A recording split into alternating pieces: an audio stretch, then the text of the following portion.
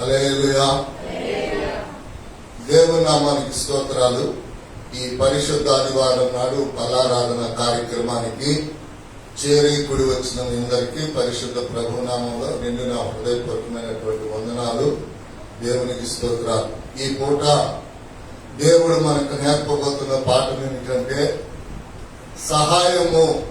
ఏమిటంట చెప్పండి. ఈ సహాయము తండ్రి చేయలేనిది, తల్లి చేయలేనిది, అన్నదమ్ములు చేయలేనిది, అక్క చెల్లెళ్ళు చేయలేనిది. ఈ సహాయము బైబిల్లో ఎలా ఉంటుంది? మనకు సహాయం రావాలి అంటే ఎవరు ప్రార్థన ప్రాముఖ్యం. చాలా జాగ్రత్తగా వినాలి. కొన్ని పాయింట్లు చెప్తాను.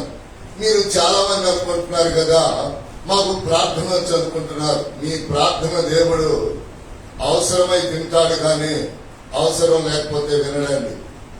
కానీ మీకు సహాయం అనేటటువంటి ఏదైనా కావాలి అంటే, సహాయం అంటే దేవుని మందిరములో నుంచి, దేవుని దగ్గర నుంచి నువ్వేదైనా పొందాలి, ధనమైన, బలమైన, ఆరోగ్యమైన, క్షేమమైన అని ఉంటే ఖచ్చితంగా దైవజనుడు ప్రార్థన సహాయంగా ఉండాలి నీకు. అందుకనే ఈ రోజు వర్తమానం ఏమిటయ్యా అంటే సహాయము. చూడండి, దేవుని సహాయం అని రాసుకోండి. సహాయము, ఇది దేవుని యొక్క సహాయము. ఈ సహాయము మనుషులు చేస్తే, అన్నదమ్ములు బదిలిస్తే, అక్కజెల్లెలు ఆహారం పెడితే వాళ్ళు ఎప్పటికైనా మనల్ని మీకు పెట్టాం, మీకు ఇచ్చాం అని అంటారు. దేవుడు మనకి ఎంత ఇచ్చినా, మనకు దేవుడు ఎంత పెట్టినా పొరపాటున ఆయన మనం బాధపడతామని, నా కుమారుడా నీకు నేను ఇచ్చాను ఇది, నా కుమార్తె నీకు నేను ఇచ్చానని అనడండి. ఎందుకని దేవుడు అనడు? మనుషులు అంటారంటే మనుషులు వాళ్ళకు అనుకూలంగా ఉంటే, మనుషులు వాళ్ళకు అనుకూలంగా ఉంటే మాత్రమే మనల్ని ఏదైనా మంచిగా మాట్లాడుతూ ఉంటారు. అందుకని దేవుని లేఖనాలలో ప్రియులారా, చదువుకునే వారికైనా, పసిపిల్లలకైనా, నడిప్రాయం వృద్ధులకైనా సరే ఎవరి ఏసును బట్టి వాళ్ళకు సహాయం అవసరం. చదువుకునే పిల్లలకు బలం అవసరం. అందుకనే దేవుడు చెప్తాడు కదా, అక్షరం ఉంటుంది, విద్య ఉంటుంది, ఉపాధ్యాయుడు ఉంటాడు. కానీ వాటన్నిటిలో శ్రేష్టమైనది దేవుని యొక్క విద్య, మహోన్నతుని విద్య. ఈ మహోన్నతుని విద్య అందరినీ కూడా బలపరిచి సహాయం చేసి నడిపించిందండి. అందుకని ఈ సంస్కార ఆరాధనలో దేవుడు నీకు సహాయకుడు, దేవుడు నీకు సహాయం చేస్తాడు.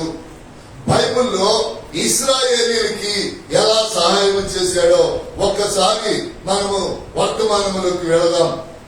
సమూయేలు రాసిన మొదటి గ్రంథం 7వ అధ్యాయం. చాలా జాగ్రత్తగా చూసుకోవాలి. వర్తమానం 12వ వచనం.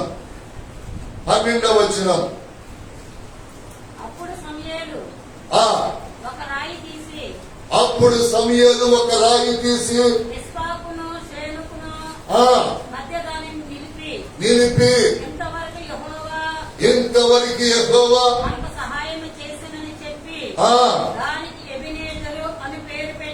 దానికి ఎబెనేజరు అని. ఎబెనేజరు అంటే కిందకెళ్ళి చూడండి, సహాయపు రాయి. క్రీస్తు యేసు బండ మీద కట్టబడిన సంఘం. పేతురుని నువ్వు నా బండ అంటాడు. యేసు అసలు బండ ఎవరంటే యేసు క్రీస్తు వారు. ఏమండి, రాయి కొట్టింది, మనకు ఉపయోగపడింది, కానీ రాయి మనకు సహాయం చేసిందా? చెప్పాలి. ఎవరైనా చేసిందా? చేసిందా? చూడండి, నీకు ఒకసారి అడిగితే చేయదన్నారు, రెండోసారి అడిగితే ఏదో ఉంది. నీకెంత భయం. మీరు కూర్చున్న దేని మీద? రాళ్ళ మీద. ఒక మెట్టు ఎక్కాలంటే ఏం కావాలి? రాయి కావాలి. అందుకని దేవుని యొక్క వాక్యములు ప్రియులారా, ఈ యేసుక్రీస్తు అనే బండ, పేతురు అనే బండ, సంఘం అనే బండ వలన మనకు సహాయం కలుగుతుంది. చాలా మంది అంటారు, మాకు సహాయం కలిగిద్దండి అని ఎవరెవరినో మనం సహాయం అడుగుతామండి. ఎవరెవరినో మనం సహాయం అడుగుతాం. కానీ ఇక్కడ మీరు 5వ వచనం నుంచి ఇంటికి వెళ్ళి నాకు చదువుకోండి. ఇక్కడ దైవజనుడు దేవుని మందిరానికి పిలిచినప్పుడు నువ్వు రావాలి, నీకు పని చెప్పినప్పుడు నువ్వు చేయాలి. అప్పుడు దైవజనుడు ప్రార్థన నీకు సహాయపడిద్దంట. దైవజనుడు మాటలను ధిక్కరించి, దేవుని ప్రేరేపణను ధిక్కరించి నువ్వు సహాయం అడిగితే నీకు 0 అంటూ ఉన్నాడు ప్రియులారా. ఎందుకయ్యా అంటే అక్కడ చూడండి, కొన్ని అవుట్లైన్స్ చెప్తాను మీకు. 5వ వాక్యాన్ని చదువుతున్నాను. అంతటా సమూయేలు ఇశ్రాయేలీయులందరినీ మిస్పాకి పిలువనంపండి, మందిరానికి పిలవండి. చూడండి, నేను ఈ నెలలో ఎవరికి బల్లారాధన రమ్మని ఫోన్లు చేసి చెప్పలా. అందుకే చాలా మంది మీకు కనబడతల్లా మందిరంలో, చాలా మంది మీకు కనబట్లా. ఇప్పుడు బల్లారాధన మీకా నాకా చెప్పాలి? మీకు, సంఘానికి. మీకు ఈ నెలలో తప్ప మీరు ఎక్కడ బల్ల విన్నా శపించబడతారు. మీరు తినకూడదు కూడా. నేనెక్కడైనా తినొచ్చు. ఎందుకని? నేను దైవజనుడు కనుక ఎవరైనా బలారాధనకి ఇవ్వమని పిలువిస్తే నేను మొదటిగా తినాలి గనుక నేను తిని వాళ్ళకు బల్ల పంచుతా. మీరు ఇక్కడ తప్ప మీరు ఎక్కడ బల్ల తీసుకున్నా, ఆత్మీయ సంఘములో తప్ప మీరు ఆత్మ సంఘం అని ఎక్కడ నమ్మినా, ఎందుకంటే ఇది అపోస్తల క్రమం. గుర్తుపెట్టుకోండి, అపోస్తల క్రమంలో మీరిది తేండి, మీరిది చెయ్యండి అని అడిగిన ప్రతి ఒక్కరిని శపిస్తాడు దేవుడు. ఎప్పుడైనా అడిగారా మిమ్మల్ని ఏదైనా ఇమ్మని? ఎప్పుడు అడగలేదు, అడగకూడదు కూడా. చూసారా, అడగకూడదు కూడా. దేవుని యొక్క వాక్యములు ప్రియులారా, ఇక్కడ మందిరానికి వచ్చిన వాళ్ళకే సహాయం చేస్తాడంట దేవుడు. ఎందుకంటే ప్రియులారా, ఫిలిష్తీయులు అనబడే వర్గం ఇశ్రాయేలీయులపై దాడి చేస్తా ఉన్నారు. అక్కడ ఈ సందర్భం ఏమిటంటే 7వ అధ్యాయం 12వ వచనంలో అక్కడ మనం చదివినటువంటి సంగతులు ఏమిటంటే, ఇక్కడ ఇశ్రాయేల్ పై ఫిలిష్తీయులు వాళ్ళంట దేవుని బిడ్డల మీద తిరుగుబాటు చేస్తా ఉన్నారంట. ఎవరి మీద అండి? అయితే దైవజనుడు మాత్రం వాళ్ళ కొరకు ప్రార్థన చేసినంత కాలం శత్రువు కంట భయము పడుతూ ఉంటుందంట. అల్లెలు చెప్పండి. మీ ఇంటి ముందు శత్రువైనా, ఇంటి వెనకైనా, ఇంటి పక్కనైనా, కులపోడైనా, కుల వ్యతిరేకముడైనా, స్నేహములోనైనా నీ ఆశీర్వాదం చూసి ఇదిగో అలుసుగా తీసుకొని లోపల నీకు ద్రోహం చేయాలనుకున్న వాడికైనా వాంతులు, విరోచనాలు, ఉరుముల ద్వారా, మెరుపుల ద్వారా పుట్టిస్తాడంట దేవుడు. నీ శత్రువు నీకు భయపడిపోయేటట్లుగా. చూడండి, అక్కడ చదివితే ప్రియులారా, ఈ మాట చదవండి, ఈ మాట మీరు చదవండి. ఈ మాట 10వ వచనములో ఈ మాట మీరు చదవండి జాగ్రత్తగా. 10వ వచనములో ఈ మాట మీరు చదవండి. సమూయేలు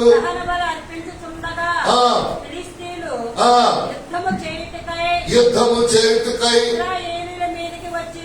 ఎవరి మీద కట్టండి? ఎవరిల్లు? ఫిలిష్తీయులు. చదువు. అయితే యెహోవా దినమున ఎవరు ఉరిమించాడంటే? ఉరుములు ఉరిమించి వారి యొక్క ఆలోచనలన్నింటినీ తారుమారు చేయగా. గుర్తుపెట్టుకోండి, శత్రువు మనం పోరాడితే కాదు, మనం 10 తిరిగితే కాదు, మన బలముతో, మన బలముతో కొడితే కాదు శత్రువు భయపడాల్సిందే. ఎవరైనా సరే ఆ ఆత్మకు శత్రువులుగా ఉంటే, సంఘానికి, సేవకుడికి శత్రువులుగా ఉంటే దేవుడు వాళ్ళ హృదయంలో తారుమారు పుట్టించాలి. ఇల్లు వాకిళ్ళు వదిలి పారిపోవాలంటే. ఇశ్రాయేలీయులకు వ్యతిరేకముగా రూపించబడిన ఏ ఆయుధము ఎప్పుడు, ఎక్కడ, ఎన్నడూ వర్తిల్లలేదు అని చెప్తుంది బైబిల్. అందుకని ఇక్కడ దేవుని మందిరంలో ప్రార్థన చేసే నీకు, సేవకుడితో కలిసి నడిచే నీకు ఇక్కడ అంటూ ఉన్నాడు కదా, ఇదిగో నాది సహాయం. నువ్వెందుకు శత్రువును చూసి భయపడతావు? నువ్వెందుకు శత్రువు శాఖను చూసి భయపడతావు? వాడు ఏ పార్టీ వాడు, వాడి బలం ఎలాంటిది, వాడి శక్తి ఎలాంటిది, నీకెందుకు భయం? వాడికి భయాన్ని పుట్టించినా ఏం చేస్తావయ్యా? చూడండి, ఇశ్రాయేలు మీదకి రౌతులతో, ఖడ్గాలతో, అన్నిటితో సిద్ధపడిపోయారండి. అన్నిటితో సిద్ధపడిపోయి యుద్ధము చేయబోతూ ఉండగా దేవుడు ఒక్కసారిగా ఆయన ఏం చేశాడంటే, సృష్టికర్త కనుక సృష్టితో మాట్లాడాడు. ఉరుములారా మీరు ఉరవండి, మెరుపులారా వాళ్ళు కళ్ళు కనపడకున్నట్లుగా మెరవండి. దేవుని మాట మేఘాలు వింటున్నాయి. మనిషి నిర్మాణములో వెంట్రుక ఉంది, దాని శివర భాగం అంత లేదు మన జీవితం. మనం మాత్రం దేవుని మాట వింటలేదండి. మనం మాత్రం దేవుని మాట వింటలా. ఎవడైనా చనిపోయాడా, అమ్మో అమ్మో అయ్యో అదట్టా ఇదింత అనుకోవటమే గాని మళ్ళీ తెల్లారి అది నాది ఇది నాది అదంతా ఇదింత అని మళ్ళీ మనం ప్రాకులాడుతూ ఉన్నాం. ప్రాకులాడాలి, ప్రయాసపడాలి. ప్రయాసపడద్దని చెప్పలా దేవుడు. కానీ నా కార్యాలు, నా సహాయము నీకు ఖచ్చితంగా కావాలా వద్దా అంటూ ఉన్నాడు. మీరు అనుకుంటున్నారు ఎవరెవరు ఏదో చేస్తారు, ఎవరెవరు ఏదో ఇస్తారు, ఎవరెవరు ఏదో చేస్తారని. సహాయము కోసము ప్రియులారా మనం ఎటు చూసినా సరే దేవుని వద్ద నుంచి తప్ప మనుషుల వద్ద నుంచి రాదు. ఒకవేళ అయ్యా మరి ఎట్లా అంటే, దేవుడు ఒక మనిషిని ప్రేరేపిస్తే గాని నీకు ధనమైన, నీకు భోజనమైన, నీకు వస్త్రమైన, నీకు నివాసమైన వాడు కలుగు చేయదు. దేవుడు ప్రేరేపణ లేకుండా ఏ సహాయం ఎప్పుడు ఏ మానవుడికి కలగదు కలగదు కలగదు. ఆమేన్. హల్లెలూయా. అందుకని దేవుని యొక్క వాక్యములు ఇక్కడ రాసి ఉన్నాడు. చదువుదామా ప్రియులారా? సమూయేలు దహన బలి అర్పించుచుండగా ఫిలిష్తీయులు యుద్ధము చేయుటకై ఇశ్రాయేలు మీదకి వచ్చిరి. అయితే యెహోవా దినమున ఫిలిష్తీయులు మెండుగా ఉరుములు ఉరిమించి వారిని తారుమారు చేయగా వారు ఇశ్రాయేలీయుల చేత ఓడిపోయి. ఇశ్రాయేలీయులు పొడిచేరా, ఇశ్రాయేలీయులు కోల్చేరా? ఏమి ఇశ్రాయేలీయులు చేయలా, ఏమి ఇశ్రాయేలీయులు చేయలా. ప్రియులారా, దేవుని యొక్క వాక్యం చెప్తుంది. అలాంటి పరిస్థితుల్లో దేవుడు అంటూ ఉన్నాడు, నువ్వు మందిరములో కూర్చున్నప్పుడు, వినేటప్పుడు నా మాటలు నువ్వు శ్రద్ధగా వింటే నేనే దేవుడను నీకు సహాయం చేస్తానంటున్నాడు. ప్రియులారా, దేవుడు చేసే సహాయాన్ని ఈ వారం నుంచి, ఎప్పుడైనా ఈ సబ్జెక్ట్ చెప్పారా? చెప్పలేదు. ఈ వారం నుంచి మీరు రాసుకొని ఇక్కడి నుంచి సహాయము దేవుడు ఎలా మీ చేతులకు అందిస్తాడో చూడండి. హల్లెలూయా. ఎందుకంటే అది దేవుని గొప్ప సహాయం. మీరు అనుకోవచ్చు, రేపు నిద్రపోకుండా ఆకాశం వైపు చూశారు, ఏమని బంగారు మూట ఎత్తాడు, డబ్బులు ఎత్తాడని. అలా చేయడు దేవుడు. ఆత్మలో ప్రేరేపిస్తాడు. గుర్తుపెట్టుకోండి, రాత్రి చెప్పాను నేను, దేవుని శరీరము, దేవుని రక్తము బలహీనతలు, రోగాలు రాకుండా కాపాడిందని చెప్తుంటే 3 నెలలు 4 నెలలు బలం తీసుకోకుండా వాళ్ళు ఇష్టానుసారంగా తిరుగుతున్నారు. మరి మన సంఘంలోనే హద్దు మీరి తిరుగుతా ఉన్నారు. దొడ్డికి వేరే బ్రతకాలని ప్రయత్నం చేస్తా ఉన్నారు. జాగ్రత్త, జాగ్రత్త.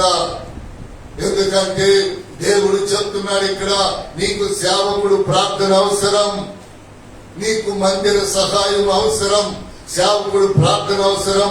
ఇక్కడ 5వ వచనం నుంచి ఇంచుమించుగా 17వ వచనం వరకు మీరు చదువుకోండి. ఇంటికి వెళ్ళిన తర్వాత వాటిలో ఉన్న విషయాలన్నీ చెప్తే వర్తమానం దీంతోనే సరిపోయింది. అందుకని దేవుని యొక్క నామము పేరిట సహాయం ఎలా కలిగిందో, ఇశ్రాయేలుకి ఎలా కలిగిందో, సేవకుడు పిలిచినప్పుడు మిస్పాని మందిరానికి వచ్చి వాళ్ళు ఉపవాసం ఉండే టైంలో ఉపవాసం ఉన్నారు, తినే టైంలో వారు తిన్నారు, త్రాగే టైంలో తాగారు. వాళ్ళ హృదయాన్ని అక్కడ 6వ వచనములో దేవుని సన్నిధిలో కుమ్మరించారు. మిమ్మల్ని కూడా మీకు అదే చెప్పాను, ఏమని తీర్మానం చేసుకోండి, మీ హృదయాన్ని దేవునికి ఇవ్వండి. పెళ్లి కాని వాళ్ళందరూ నాకు వెళ్ళే చూడండి, పెళ్లి కాని వాళ్ళందరూ నాకు వెళ్ళే చూడండి. ఇప్పుడు గత వారాల్లో అందరిలో దేవుడు ఉంటాడని మాట్లాడాం. కొందరి 23 పాపాల వల్ల, 13 వ్యసనాల వల్ల దేవుడు బయటికి రాలేడు. మనలో ఉండి దేవుడు మనలో నుండి బయటికి రాలేడు. ఏమంటాడు? మీరు పెట్టండి. ఇప్పుడు ఒక పాత్ర తీసుకొని దానిలో అడుగున కొంచెం మంచి పదార్థం పెట్టి దాని నిండా పోయింది, ఆ పదార్థం బయటకు వచ్చిందా? రాగలదా? చెప్పాలి. రాలేదు. అలాగే దేవుడు అడుగును పడిపోయాడు. 14 పాపాలు, 13 వ్యసనాలు, 21 పాపాలు దేవుడి మీద పడ్డాయి. దేవుడు లోపల అణిగిపోతా ఉన్నాడు. మరి దేవుడు బయటికి రావాలి. పెళ్లి కాని జాగ్రత్తగా వినండి, పెళ్లి కాని వాళ్ళు జాగ్రత్తగా వినండి. దేవుడు మీలో ఉన్నాడో లేదో తెలుసుకోండి. మీ స్నేహితులకు చెప్పండి, మీ స్నేహితురాళ్ళకు చెప్పండి. కొలసీలకు రాసిన పత్రిక 3వ అధ్యాయంలో అక్కడ రాయబడుతుంది ఆ మాట. కొలసీలకు రాసిన పత్రిక మీ స్నేహితులకు చెప్పండి. మీ స్నేహితులు అన్యులైనా క్రైస్తవులైనా వాళ్ళతో మీరు చెప్పండి. 11వ వచనంలో ఆఖరిలో ఉంది, క్రీస్తే సర్వము అందరిలో ఉన్నవాడై ఉన్నాడు. కొలసీలకు రాసిన పత్రిక 3వ అధ్యాయం చదవద్దు, రాసుకుంటారు, అంటలైన్ చేసుకోండి. పెళ్లి కానోళ్ళు అందరిలో ఉన్నాడు దేవుడు. మీరేమనుకుంటున్నారు? ఇప్పుడు వరకు మీరేమనుకున్నారు? క్రైస్తవుల్లోనే ఉన్నాడు, నాలో ఉన్నాడు, వాళ్ళలో లేడు అని అనుకున్నారు మీరు. అందరిలో దేవుడు ఉన్నాడు. కాకపోతే మనము పాపాలు ఒప్పుకున్నాము కనుక ఆయన మన నోటి ద్వారా బయటకు వచ్చాడు. హల్లెలూయా చెప్ప. పాట పాడుతా ఉన్నాం, ఆయనను ప్రకటిస్తా ఉన్నాం, ఆయనను వింటూ ఉన్నాం. లోపల ఉన్న యేసుని మనము పాపాలని ఒప్పుకొని, శాపాలని ఒప్పుకొని ఆయనను మనం బయటికి తీసుకొచ్చేసాం. మార్కు రాసిన సువార్త 7:21 నుంచి ఆయన బయటికి తీసుకొచ్చేసాం. ఆయన బయటికి తీసుకొచ్చాం ప్రియులారా.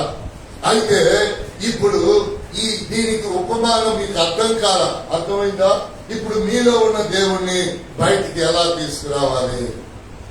పెళ్లి కాని వాళ్ళు నాకు వెళ్ళి చూడాలి. పెళ్లి కాని వాళ్ళు అబ్బాయి గాని అమ్మాయి గాని అంటాడు కదా, అబ్బాయి దేవుడు నీలో ఉన్నాడు, నువ్వు జాగ్రత్తగా నడుచుకుంటే అవన్నీ తర్వాత లేండి అంటాడు.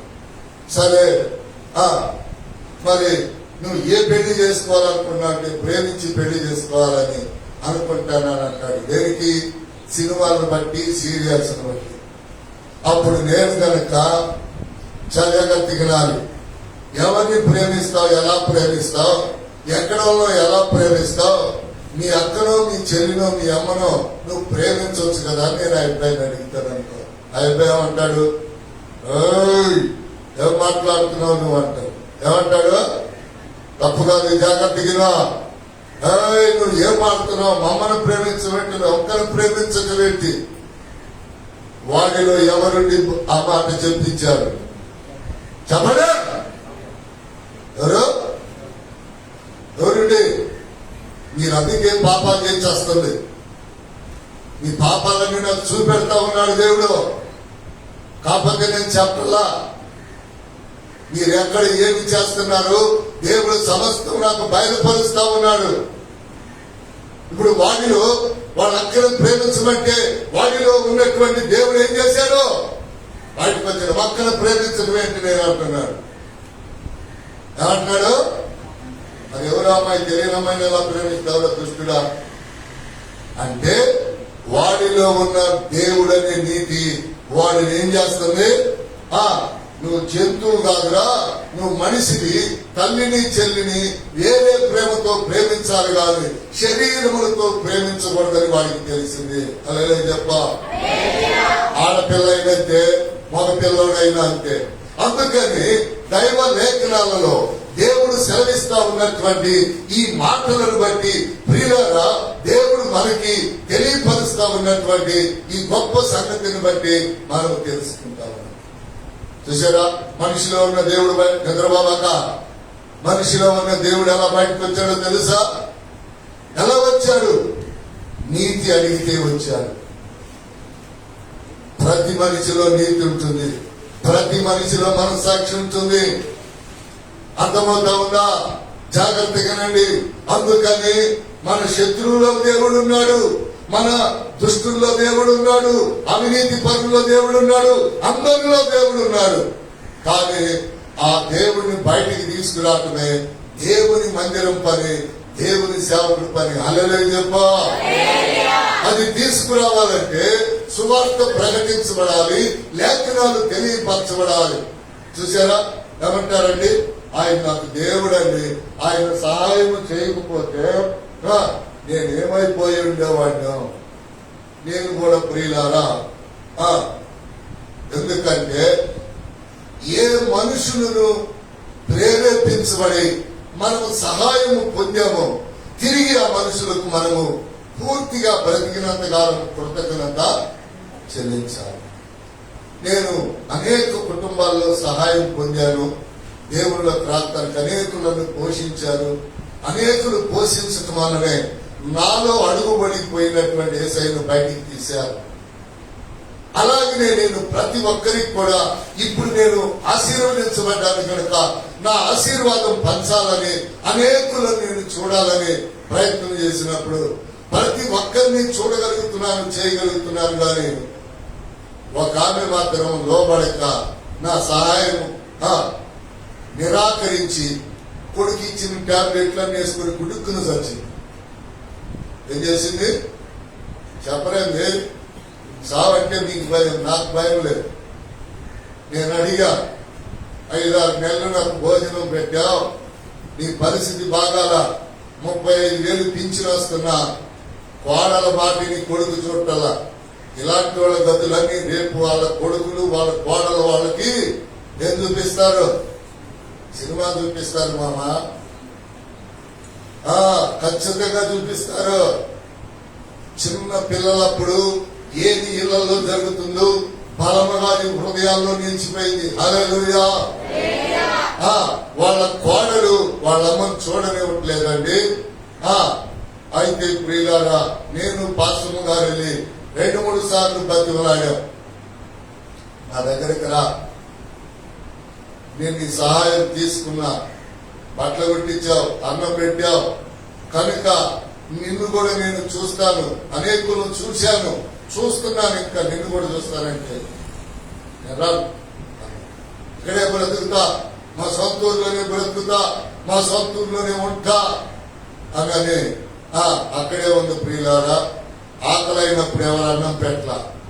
కూతురు ఎక్కడో ఇతర రాష్ట్రాల్లో ఉంది, అల్లుడు ఎక్కడ ఇతర రాష్ట్రాల్లో ఉన్నాడు, అదిగో కొడుకు పక్క ఊర్లోనే ఉన్నాడు, కానీ వెళ్ళి భోజనం పెట్టట్లేదు. చూడండి, 35,000 రూపాయలు పింఛన్ ఎంత? మీరైతే చక్కగా 10 మనిషిని పెట్టి చూపించి మిగతా 20,000 మీరు తీసుకురా.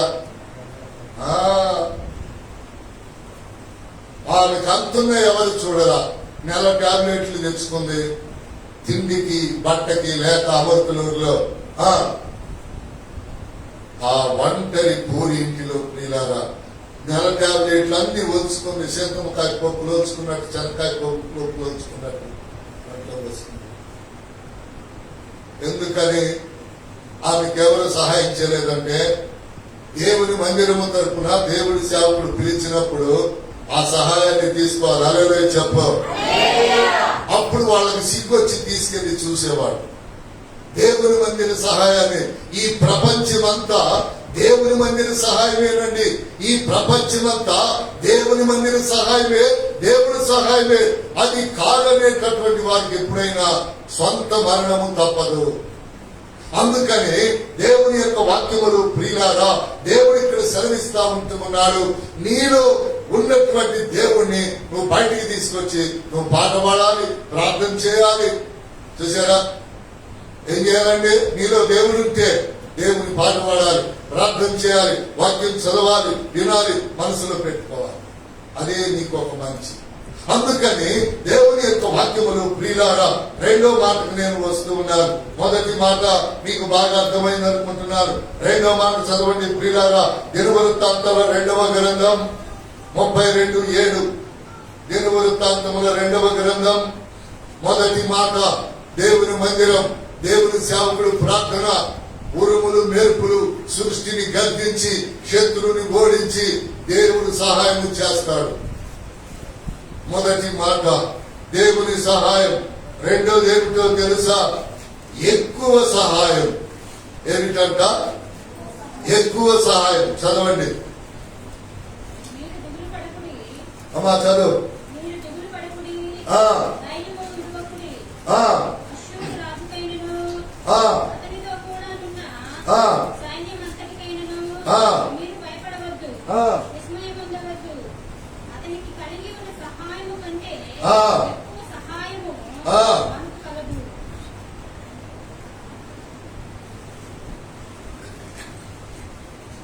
మరొకసారి చదువమ్మా.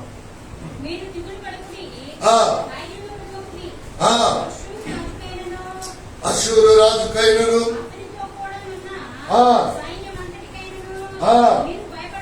మీరు భయపడవద్దు, విస్మయం అందవద్దు. చూశారండి, చూసారా? అమ్మా సహాయం ఏంటో కిందకు చదువు ఎట్లాంటిదో, శత్రువు సహాయం ఎలాంటిదో, మన సహాయం ఎలాంటిదో చూడండి అమ్మా. శత్రువు బలం ఎలాంటిదో చూడండి. తీతి కండలు. శత్రువు సహాయం ఎలాంటిది? కండలుంటే మన మీదకి వచ్చేస్తారండి. కండలుంటే మన మీదకి వచ్చేస్తారండి. ఎందుకని? కొట్టగలం. ఇది ఎవరి అలవాటు అండి? ఫిలిస్తీన్ యొక్క ఆచారపు అలవాటు.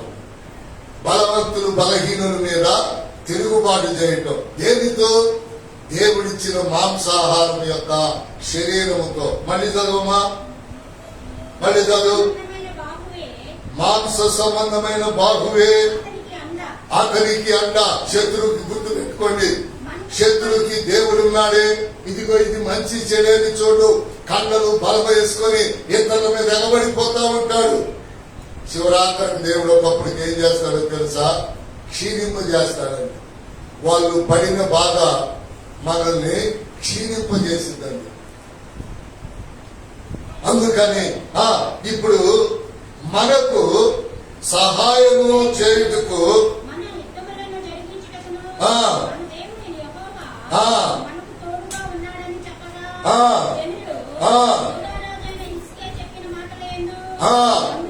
నమ్మిక ఉంచినారండి.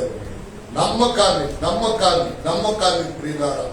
ఎందుకయ్యా అంటే చూడండి, మనం అంతా మన పరిస్థితి పాడైనట్టు ఉండొచ్చు, మనం ఏమి చేయలేనట్టు ఉండొచ్చు, శత్రువు అధికంగా మాట్లాడవచ్చు, మన స్నేహితుడు మాట్లాడి ఉండొచ్చు. కానీ మనకి ఎక్కువ సహాయం మన దేవుని దగ్గర నుంచి దొరుకుతుంది.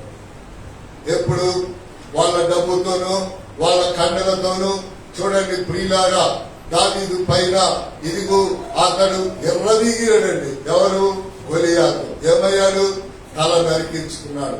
ఇక శత్రువు తల నరకటం అంటే గుర్తు పెట్టుకొని, శత్రువు ఆలోచన ఇక మనకు రానివ్వడు. హల్లెలూయా చెప్పండి ప్రియులారా. శత్రువు యొక్క ఆలోచన మన ప్రార్థనకు కానీ, మన మందిరానికి కానీ, మన సావాసానికి కానీ అడ్డుపడతా ఉంటే వాళ్ళని లేకుండా చేస్తారండి. వాళ్ళ ఆలోచన మనకు కనపడకుండా చేస్తాడండి. వాళ్ళ ఆలోచన మనకు వినపడకుండా చేస్తాడండి. వాళ్ళ ఆలోచన మనకి ఏ మాత్రమును కూడా వినబడకుండా చేస్తాడు. చేసేలా లేదా? ఎక్కువ సహాయము. ఏ సహాయం అంటండి? ఎక్కువ సహాయము. చూడండి 4వ వచనం చదవమ్మా. పోగై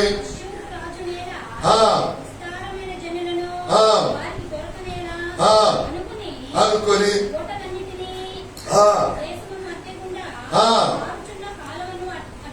అడిరి రాజు ధైర్యము తెచ్చుకొని ప్రార్థన, పాడైన గోడ ప్రార్థన కట్టించి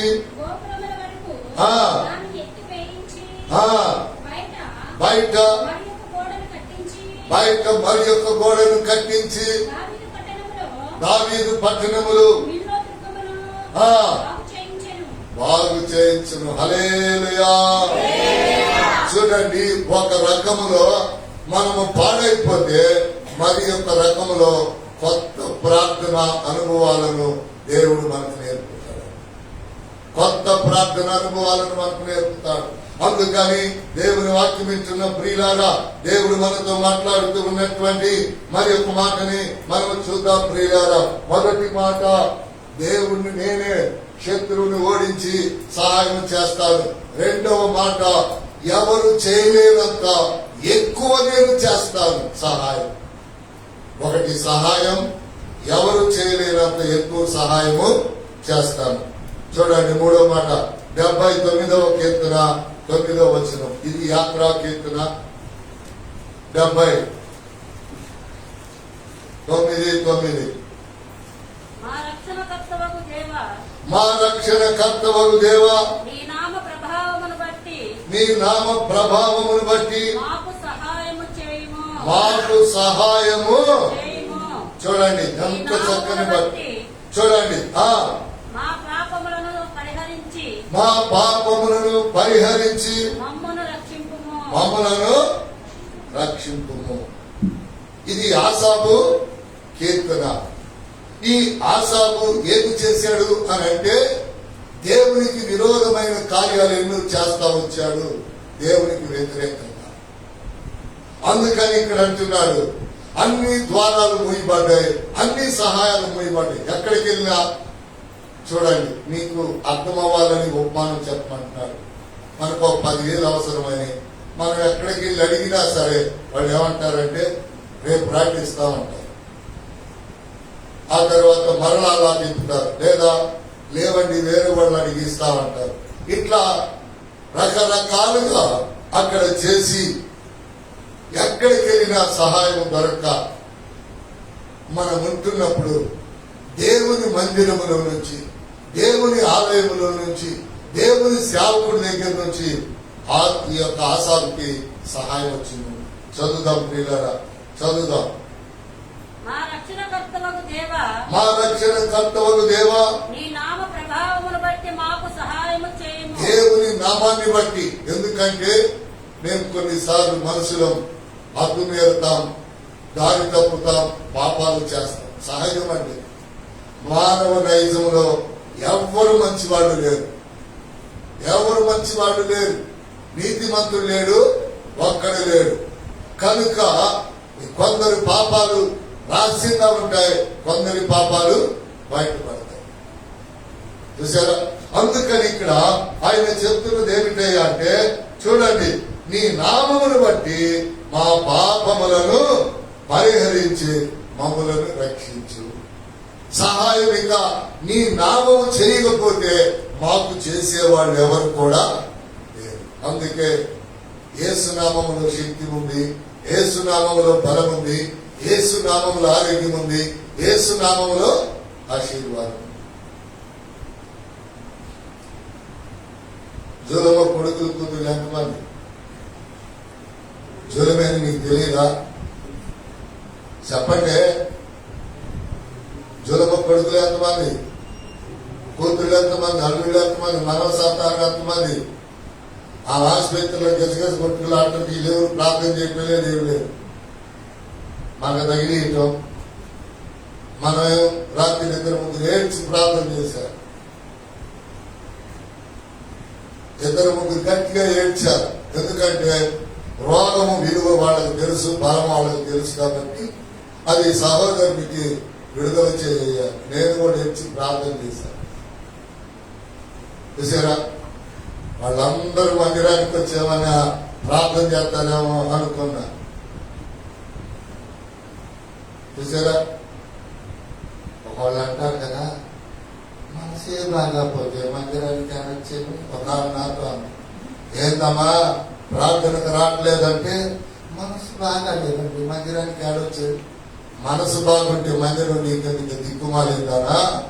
మనసు బాగాలేదు కనుకనే నువ్వు ఉరి సూసైడ్ చేసుకుని గురికుల బయటకు రాకముందరే దేవుని ఆలయానికి వస్తే ఆయన్ని కంచి వేస్తాడు. హల్లెలూయా.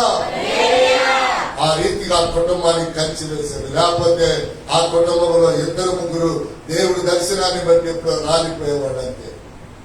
ఆ పరిస్థితి నుంచి తప్పించిన దేవుడు శత్రువుకి మెరుపును పుట్టించి భయాన్ని పుట్టించి వాడికై వాడు పరిగెత్తేటట్లుగా చేసి సహాయం చేశాడు.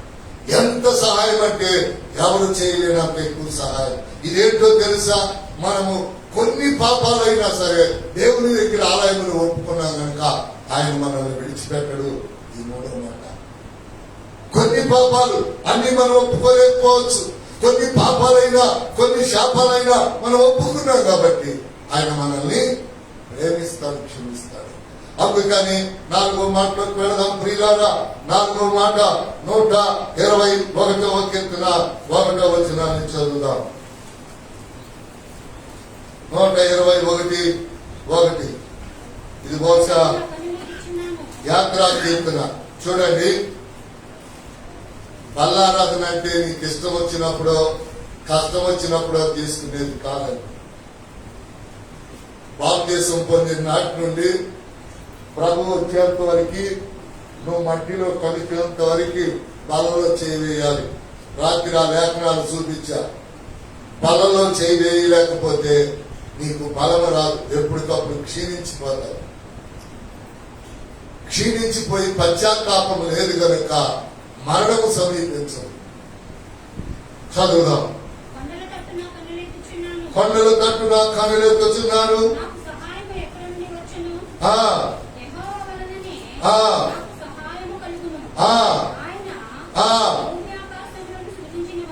చాలండి. ఆయన భూమిని ఆకాశాన్ని సృజించాడు కనుకనే భూమి ఆయన మాట వింటుంది. భూమి ఇక్కడ బొంగు అంటే పొంగుతుంది. భూమి ఇక్కడ నెలవీడు అంటే ఇక్కడ విడుస్తుంది. ఇదిగో వాళ్ళను చంపు, ఏళ్ళను చంపు, ఇక్కడ వరదదే అంటే ఆకాశము భూమి ఆయన మాట వింటుంది. కానీ అల్పులమైన మానవులే ఆయన మాట వింటలేదు. అందుకని దేవుని యొక్క వాక్యములు ప్రియులారా సహాయము కోసం ఇదిగో పాపాలు ఒప్పుకునే మనం కొండలు తట్టు చూస్తే కాదు, కొండలాంటి దేవుని మందిరము తట్టు, కొండలాంటి ఆ కథలని ప్రార్థన చేసేటటువంటి సేవకుని తట్టు. 119వ కీర్తన 147వ వచనం చదవండి. ఏ సేవకుడు అయితే తెల్లవారక మునుపు సంఘ విషయం సమస్యల విషయం ప్రార్థన చేస్తున్నాడు వాళ్ళకవి కలుగును గాక. చదవండి త్వరగా. ఏదమ్మా అది ఎందుకు తెల్లారిన తర్వాత కాదు. వాళ్ళు చూడాలి, వీళ్ళు చూడాలి, ఎరిగింటమ్మ చూడాలి, పొరిగింటమ్మ వినాలని ఆ ప్రార్థన కాదండి. ఎవరు లేక మునిపే తెల్లవారక మునిపే మొరపెట్టి తిని నీ మాటల మీద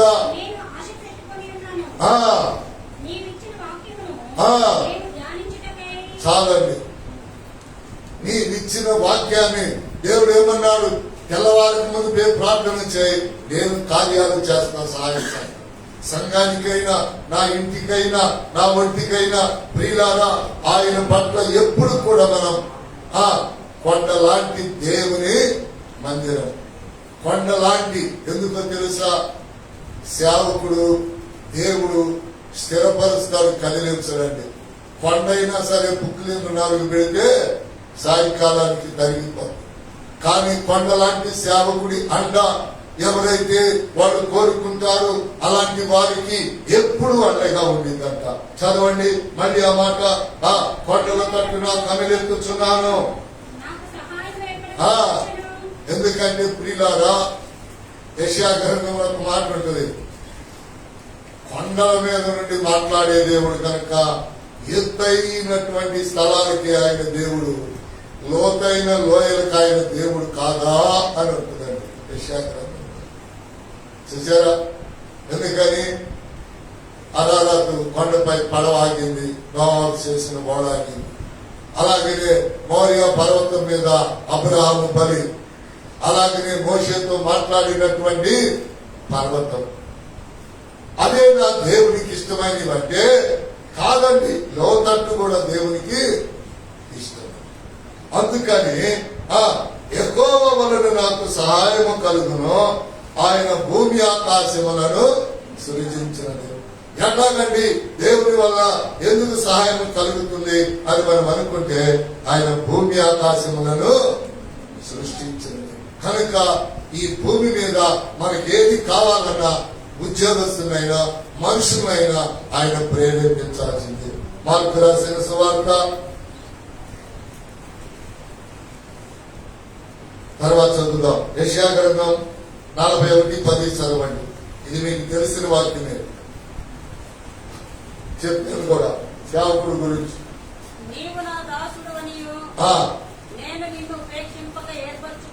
చూసారా? ఇందాక నేను చెప్పాను, ఏడుందా ఆ మాట ఏడుందా అని అనుకోవద్దు. దేవుని సేవకుని దేవుడు ఏర్పాటు చేసుకుంటే, ఆయన నిర్మూలన చేస్తే తప్ప ఈ ఊరంతా వాడలంతా ఏకమైనా సరే సేవకుడిని ఎవడు ఎప్పుడు ఏమి చేయలేడు. దేవునికి స్తోత్రం. చూసారా? రాత్రి ఒక వ్యక్తి సాక్ష్యం చెప్తా ఉన్నారు. వాళ్ళ సొంత సొంతమే ఆయనకి శాతబడి చేపించాడంట. ఆ శాతబడి తెలుసుకోలేక అతను సంవత్సరం పాటు ఏడుస్తా బాధపడతా నొప్పులతో వేదనతో ఉంటే దేవుడు ప్రత్యక్షమై చెప్పాడంట, మరే పిచ్చోడా, నీ సొంతమే మీ బాబాయ్ కొడుకు నీకు శాతబడి చేపించాడు. ఆ శాతబడి తిరిగి వాడి పిల్లల మీద వాడి మీద పడేటట్లుగా నువ్వు రోజు 12 గంటల నుంచి అర్ధరాత్రి 2 గంటల వరకు ప్రార్థన చేయగలిగిన నాలు చేయి. తర్వాత అది ఆ శాతబడి శక్తిని నేను తిప్పుతాను రా అన్నాడు. తిప్పాడంట, వాడు చచ్చాడంట, వాడి పిల్లలు చచ్చిందంట, పిల్లలు మాత్రం సంపల. దేవుడు ఎలాంటి వాడో తెలుసా? అన్యాయముగా అక్రమంగా ఒకరి మీద ఏమైనా నువ్వు వేస్తే అదే మనోళ్ళు మాట్లాడతారు. ఎందుకమ్మా ఓరక కొట్టగా చాలా మీద వేస్తావు, అది తిరిగి నీ మీదకి వచ్చింది. ఏం చేస్తాడు దేవుడు తిరిగి నీ కొట్టగాలంటే? చెప్పలేదే. అటు గుడ్డగా చేసావు, అటు కాలుతుంది, అటు నుంచి గాలిలో ఉండకెళ్ళి తిప్పుతాడు. నువ్వు గోడ అవతలకి వెళ్ళినా ఆయన కనుక ఉప్పు కాకినేపితే గోడ అవతలకి వచ్చి కాల్చింది నీ ఒళ్ళంతా. గుర్తుపెట్టుకోండి, గాలి ఆయన మాట వినింది, భూమి ఆయన మాట వినింది. అందుకని పంచభూతములు ఆయన మాట వింటాయి, భూమి ఆకాశం గాలి నీరు అగ్ని. అందుకని దేవుని యొక్క నామము పేరట చదువు యెషయా గ్రంథం. ఇంకొకళ్ళు మార్కు రాసిన సువార్త 9:24 తీసుకుంటండి. నేను నీతో చెప్పి ఉన్నాను, నీకు తోడై ఉన్నాను, భయపడకము,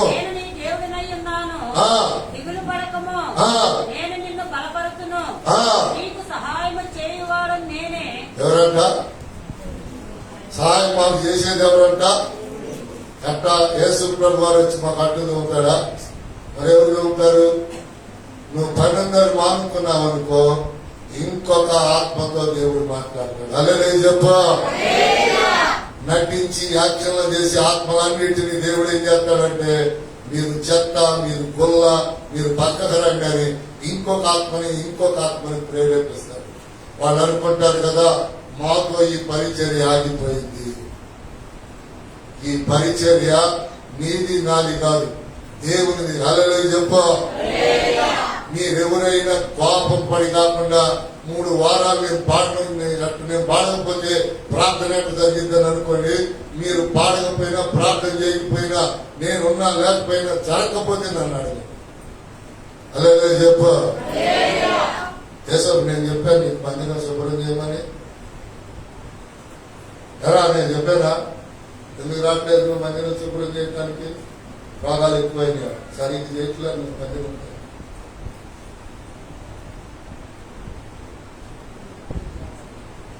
పని చేస్తలేదు, ఒంటి పని చేస్తలేదు, నోరు పోయి బాగోతే మందిరం కాడికి వచ్చి ప్రార్థన చేయించుకున్నావా? నోరు రాపించుకున్నావా? కొడుకులకు రాపించుకోమన్నాను, రాపించుకున్నావా? నీ ఏజ్ రాస్తే తగ్గిందా రాసిందా? గచ్చిపోతుంది. మరి నేనైతే చేపెట్టి రాసేవాడిగా చెప్పానని చెప్పలేదా? మరి ఎందుకు రాపించుకోవాలా? పిల్లలు కష్టపడి పనిచేస్తున్నారని వీళ్ళకే కాదు, గచ్చున్నా పురుగులైనా పురుగులు పడే పిల్లల్ని మీరు అనుకో, నాకు తప్పదే కండి. శానం కోటయ్య కాళ్ళు నిండా పురుగులు పడ్డాయి, గిలక పైన మోకాలు కింద.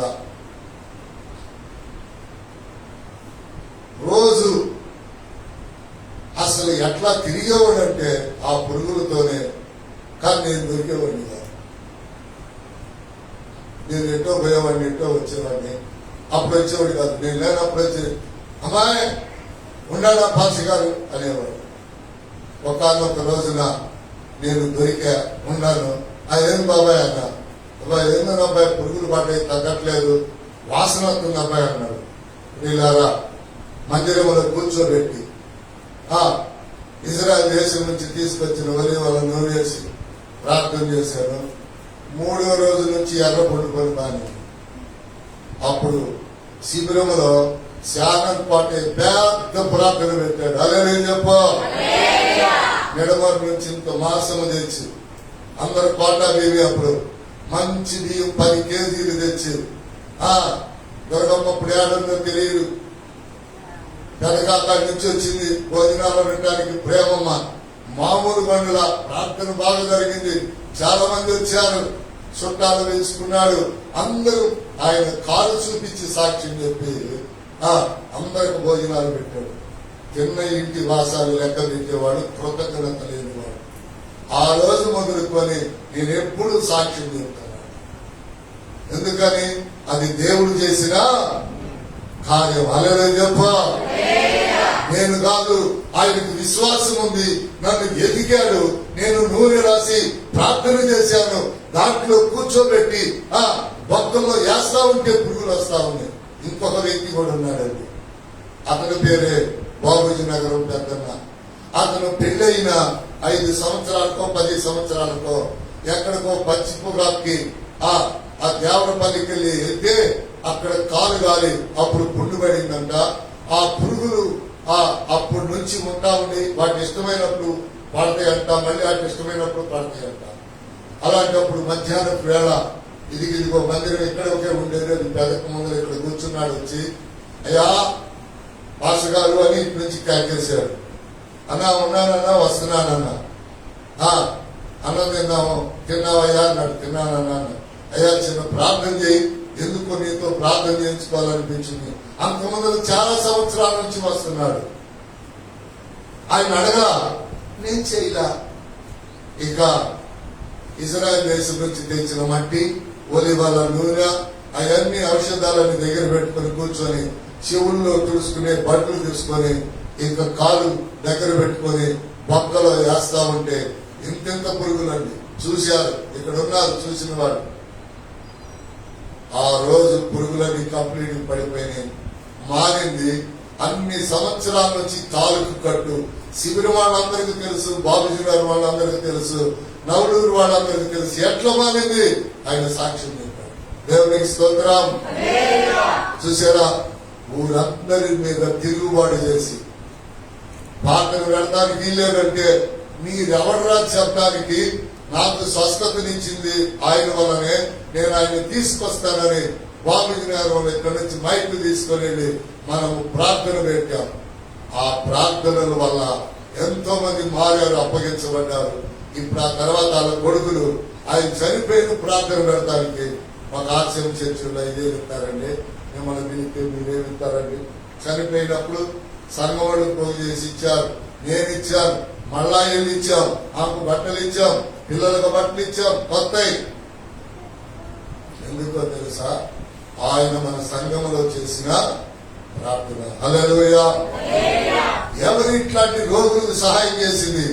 దేవుని సేవకుడు వలన దేవుని మందిరములో దేవుడు చేశాడు. హల్లెలూయా.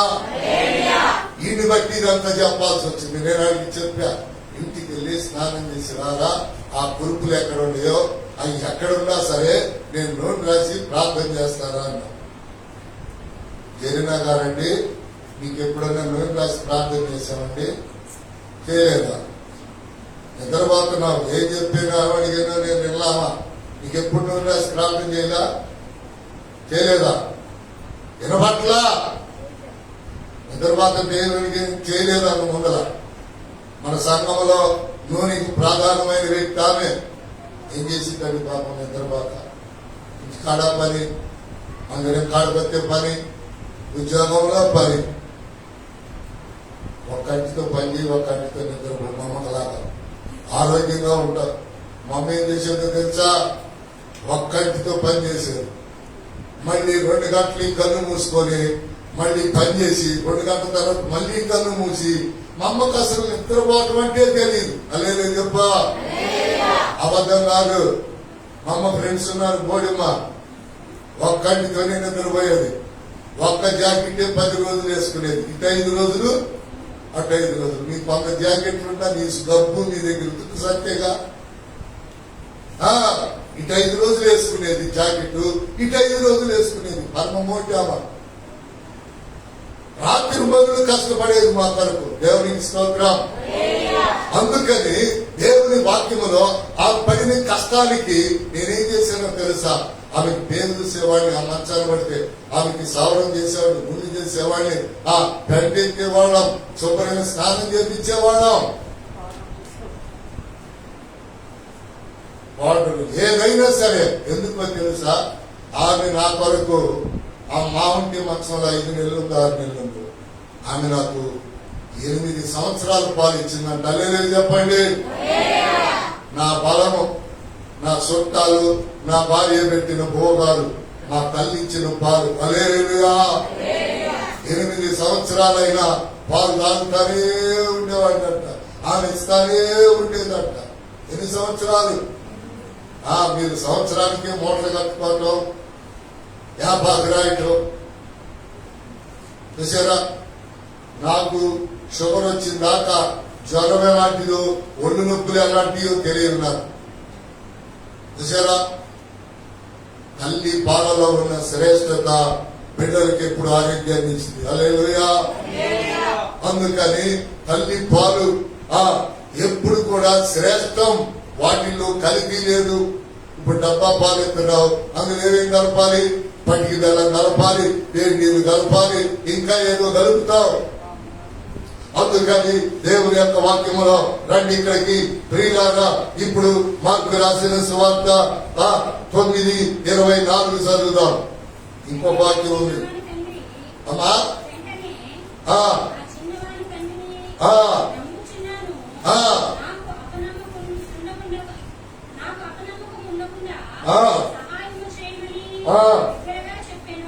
ఇంకొంచెం వెనక్కి వెళ్ళి చదువు, అందరికి అర్థమైంది.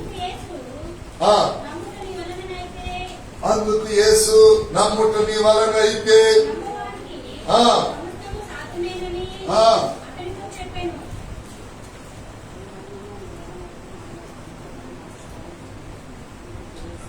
చదువు, మంచిగా చదువుతున్నా. అయ్యా నమ్ముచున్నాను. మీరు ఇప్పటి వరకు విన్నారే సాక్ష్యాలు, వాక్యాలు. వాటి మీద అపనమ్మకం మీరు కలగకుండా బ్రతకాలి. అప్పుడే మీకు వ్యాధి వచ్చినా, రోగం వచ్చినా, ఏదైనా ఆర్థిక ఇబ్బందులు వచ్చినా సంఘములో నుంచి, ఇదిగో సేవకుల్లో నుంచి మీకు సహాయం బయలుదేరింది.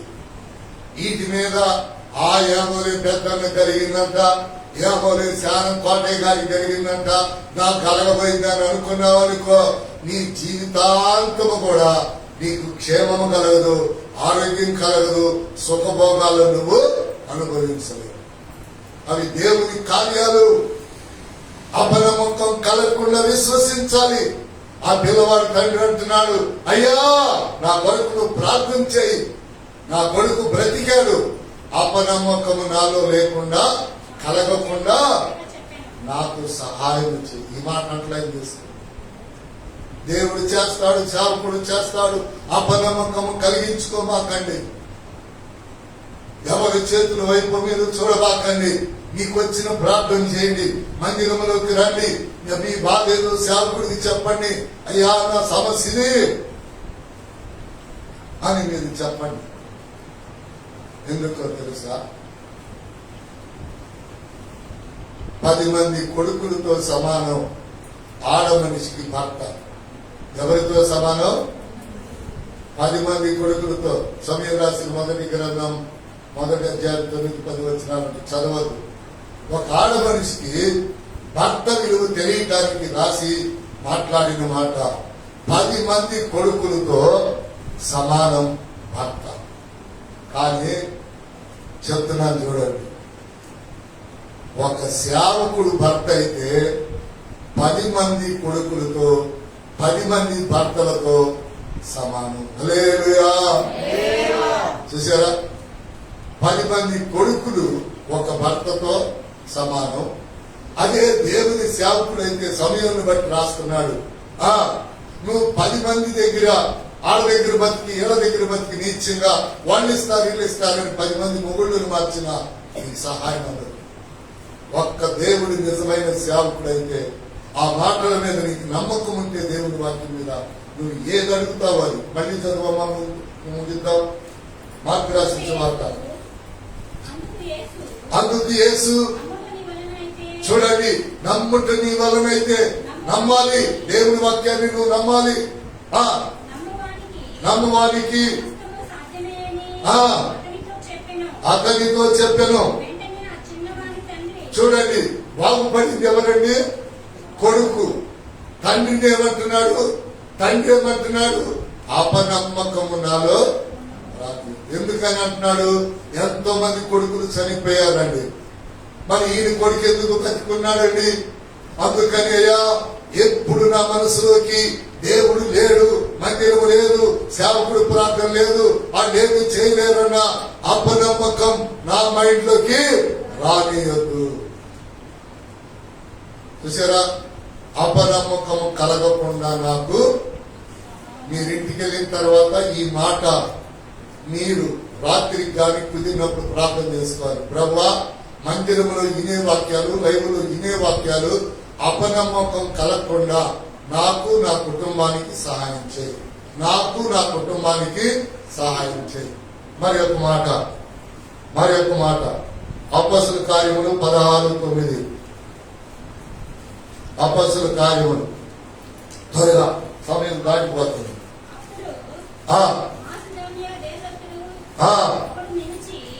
చూడండి, చాలా శ్రేష్టమైన సంగతులు చెప్పడం తప్పట్లేదు. చదవమ్మా.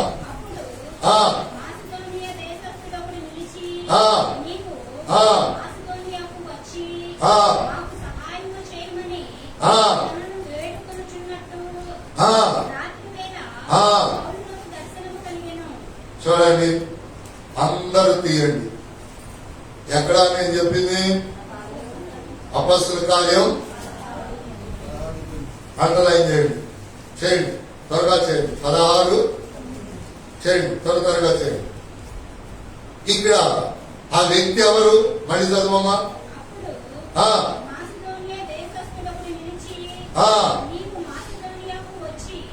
నీవు మాసిదోనియాకు వచ్చి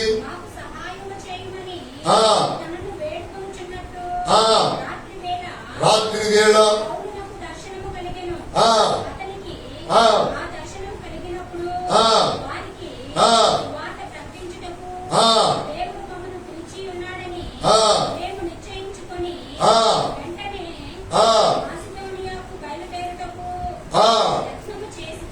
హల్లెలూయా.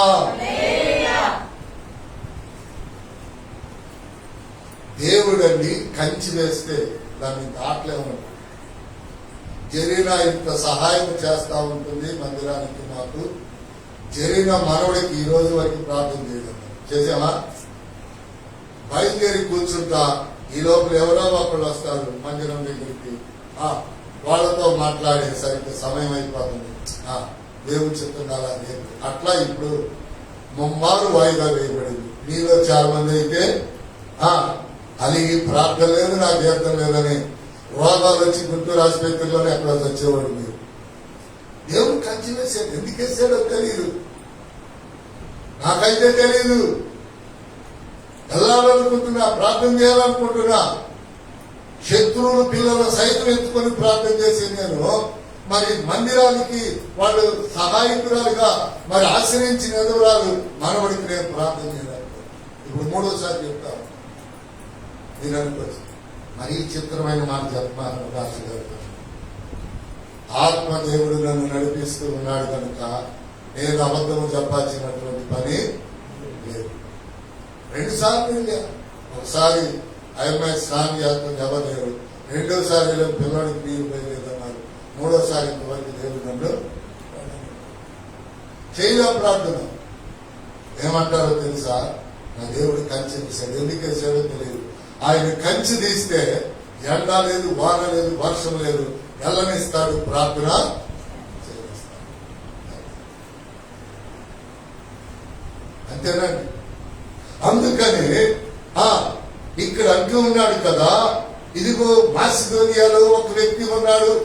ఆయన, అయ్యా పౌలు గారు మీరు రావాలి, మా ఇంటికి రావాలి, మాకు సువార్త చెప్పాలి, మేము ఆశీర్వదించబడాలి, నీ వలన మాకు సహాయం కలుగుతుందని వేడుకున్నప్పుడు దేవుడు వాళ్ళతో కూడా మాట్లాడాడు. చూసారా, మాసిదోనియా వాళ్ళలో నమ్మకము చావలా, పౌలు గారిలో కూడా నమ్మకము చనిపోవాలి. వాళ్ళిద్దరు నమ్మకమే దేవుని కార్యం. హల్లెలూయా. చదవండి రోమా 8:26. రోమా 8:26. ఈ మాటలు మళ్ళీ చెప్పలేను తర్వాత. 8:26 చదవమా.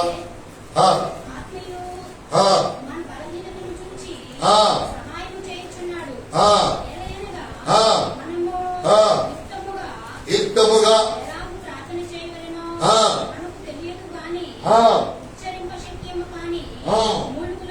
మూలుగులతో ఆ ఆత్మ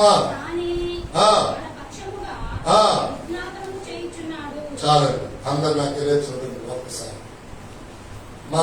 నేను కూడా ప్రార్థనా పరుణ్ణి. నేను నెలకు ఒక్కసారి అయినా సరే 10 నిమిషాలు ప్రార్థన చేసి అలసట వల్ల పొందుకుంటాను. మీరు ఎన్నిసార్లు వారంలో ప్రార్థన చేయట్లేదు? మరి అప్పుడు మీ కొరకు, మీ పిల్లల కొరకు, మీ ఆరోగ్యం కొరకు ప్రార్థన చేస్తున్న దేవుడు, ప్రార్థన చేస్తున్న దేవుడు చెప్పాలి వాక్యాన్ని బట్టి. ఆత్మదేవుడు ఆయన మనల్ని అనాథలుగా విడిచిపెట్టాడు.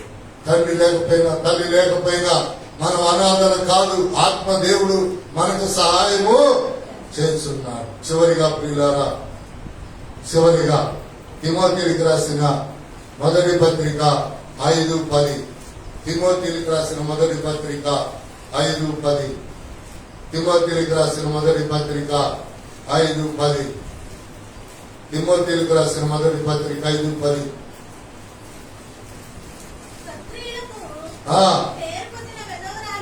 పేరు పొందిన ఎదవరాలు పిల్లలను పెంచి పరిశుద్ధుల పాదములను కడిగించి సమర్పడు వారికి సహాయము చేసి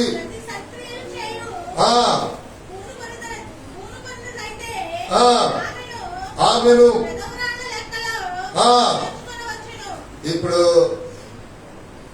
సహాయం అనేది ఎదవరాలకి ఎట్లా వచ్చిందో, ఎవరు నిజమైన ఎదవరాలో, ఎవరు నిజమైన ఎదవరాలు కాదో భర్త చనిపోయినోడు చదివి అప్లై చేసుకోండి.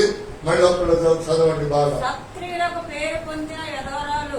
సత్క్రియలకు సత్క్రియలు అంటే దేవుడు మంచి పనిలో మందిరానికి, సేవకుడికి, దేవుని నామానికి సహకారం.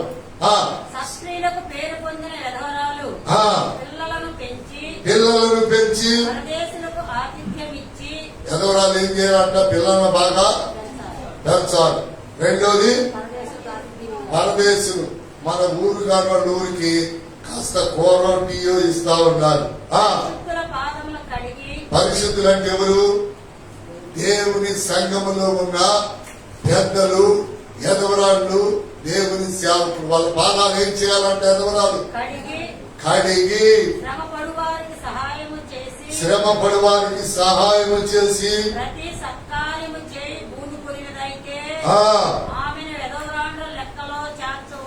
ఏమంటే ఎదవరాలు, ఏమే ఎదవరాలు. ఎంత మొగుడు చచ్చిపోతే అట్ట మనవాళ్ళు కానిచ్చారు, ఆయన ఎదవరాలుగా, ఆ పిల్ల ఎదవరాలుగా, ఆ పిల్ల ఎదవరాలుగా. ఎవడు చెప్పాడు నీకు? కిందకు చదువు విషయాలన్నీ రాశాడు. ఎవరినైనా ఉంచుకుంటే, ఎవరినైనా రెండో పెళ్లి చేసుకుంటే చదువు. యవనస్తులంటే ఇప్పుడు 40 సంవత్సరాల లోపు వాళ్ళని ఎదవరాళ్ళని మీరు పిలవద్దు. వారు క్రీస్తులకు విరోధముగా ఏంటంట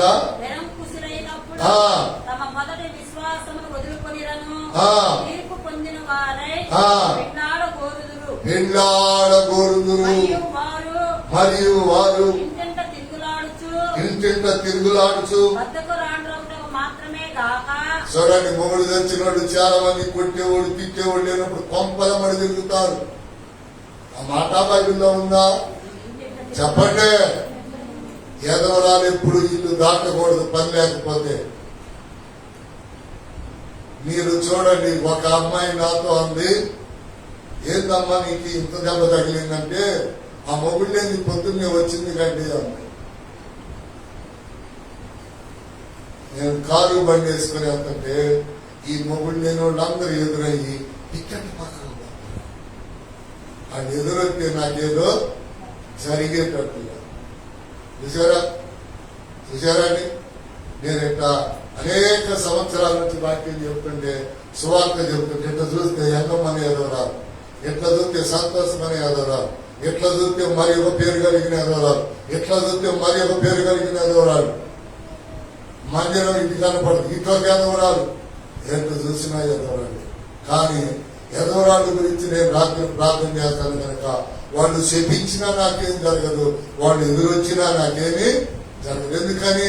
వాళ్ళు క్షేమం కోరి తెల్లవారికి మునిపే నేను ఎదవరాళ్ళని, ఎదవరాళ్ళు పిల్లల్ని వాళ్ళ జీవితాల్లో ప్రభు పాదాల దగ్గర పెడతాను. మళ్ళీ చదువు 11వ వచనం, మళ్ళీ చదువు. మరియు వారు ఇంటింట తిరుగులాడుచు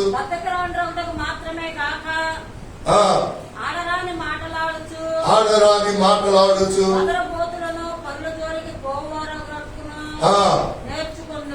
చూసారా? వాళ్ళ మాటలు వీళ్ళ మాటలని వీళ్ళు ఏమవుతారంట? పగరబోతులు అవుతారంట. కనుక భర్త చనిపోయిన వాళ్ళు 40 సంవత్సరాల లోపు వాళ్ళని యవనస్తులుగా బైబిల్ చెప్తుంది. వాళ్ళు ఉండలేకపోతే పెళ్లి చేసుకోవచ్చు, కానీ వాడితో వీడితో తిరిగి శపించబడిన రోగాలు తెచ్చుకొని శాపగ్రస్తమైనటువంటి మరణాలు కొని తెచ్చుకున్నాడు. ఎవడు చెప్పాడు? భర్త చనిపోయాడా? 40 సంవత్సరాల్లో ఉండవా? యమనేచ్చులు చావట్లేదా? వివాహము చేసుకో. లేదు, ఉండగలుగుతావా? దేవుని మందిరములో దేవుని సహాయముతో ఉండు. అందరికంటే ఎక్కువ ఆరోగ్యం, ఎక్కువ సంవత్సరాలు నీకు ఇస్తా. ఎన్ని సంవత్సరాలండి? 84 సంవత్సరాలు ప్లస్ ఒక 20, ఎన్ని? 104 సంవత్సరాలు ఎదవరాలు బ్రతికినట్లుగా మనం చూస్తున్నాం. అంటే ఒక మాట చివరిగా చెప్పి ప్రార్థన చేస్తాం. సేవకుడు ఆయుష్తో పాటు ఎదవరాలు పొందుకుంటుంది ఆయుష్. చాలా మందికి 100 సంవత్సరాలు దాటి, ఒక ఆయనకి 111, ఒక ఆయనకి 100, ఒక ఆయనకి 116 పాత నిబంధనలో. వీళ్ళందరూ ఎవరు? దేవుని సేవ చేయడానికి ఏర్పాటు చేసుకున్న దేవుని సేవ. వాళ్లతో పాటు సంఘములో పెద్దలకి ఇలా, ధనవంతులకి ఇలా, మరి ఎవరికి ఇచ్చాడు? ఎదవరాళ్ళకి ఇచ్చాడు. ఎదవరాళ్ళు ఎవరైనా ఉంటే నీకు 5 సంవత్సరాలు ఆరోగ్యం కావాలంటే ఆయన పాదాలను విడిచిపెట్టకుండా, పరులు జరిగి పోకుండా, పనేమన్నా ఉంటే చేసుకో. ఖాళీ దొరికితే మందిరంలో రోజాలు. పరిశుద్ధుల పాదాలు సంవత్సరానికి ఒక్కసారైనా నువ్వు తాకాలి. పాదాలు తాకినప్పుడే వాళ్ళ పాదాలలో ఉన్న పరిశుద్ధత నీకు తాకుతుంది. హల్లెలూయా. నేను ఎంతో మంది సేవకుల పాదాలు పట్టుకొని ప్రార్థన చేసుకున్నాను. ఫోటోలు కూడా ఉన్నాయి ఇంకా నా దగ్గర. కనుక పరిశుద్ధుల పాదాలు తాకినప్పుడు మనలో పరిశుద్ధత కలుగుతుంది. కనుక దేవుడు ఈ సహాయం అనే వర్తమానాన్ని కలుగజేసి మనకు సహాయం చేసి మనలో పరిశుద్ధతని దేవుడు కలుగు చేయునుగాక. ఆమేన్. హల్లెలూయా. తలలు వంచండి, కళ్ళు మూసి క్లోజ్ చేయండి. త్వరగా